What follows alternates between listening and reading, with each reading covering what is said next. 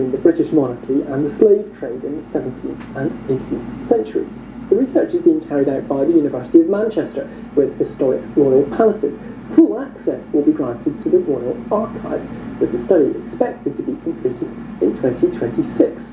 Our royal correspondent Nicholas Witchell explains just how significant this is for the royal family.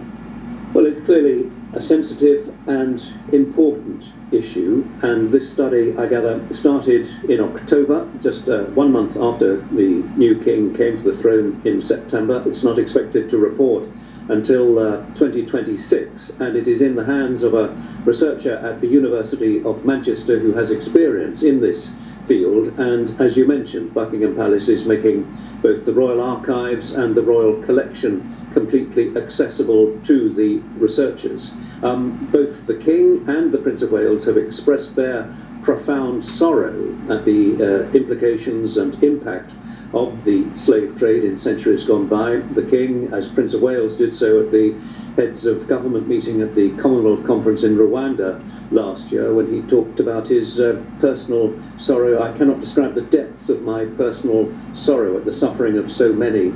And the Prince of Wales expressed similar sentiments during a visit to the Caribbean last year. So it is clearly important for the British monarchy to be seen to be addressing this issue, the transatlantic slave trade in which Britain participated in the late 17th and 18th centuries, albeit that Britain was then at the forefront of banning the international slave trade.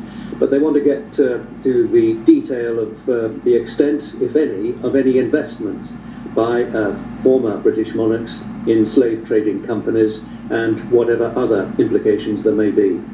Nicholas, you mentioned investments there. There's often talk about reparations that are paid to people who've been influenced and affected by the slave trade. Is that a conversation you think the British monarchy might have? There's no information about that. I think that it will certainly be something that will be in their minds, but I think that they want to understand fully and completely the extent of any involvement by former British monarchs, by the royal household in this trade, before deciding how to respond to whatever information may come forward. So there is certainly no suggestion at this stage of reparations, but I think that they want fully to understand what the implications, what the involvement, if any, was.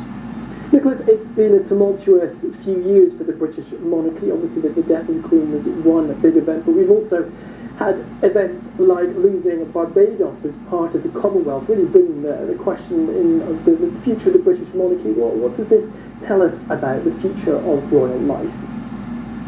I don't think it tells us anything at all. I mean, there is no question about the future of the British monarchy, certainly in the United Kingdom context, but clearly with the change of reign, the transition to Charles III, there will be questions being asked around those countries, 14 other countries which have the British head of state as their head of state.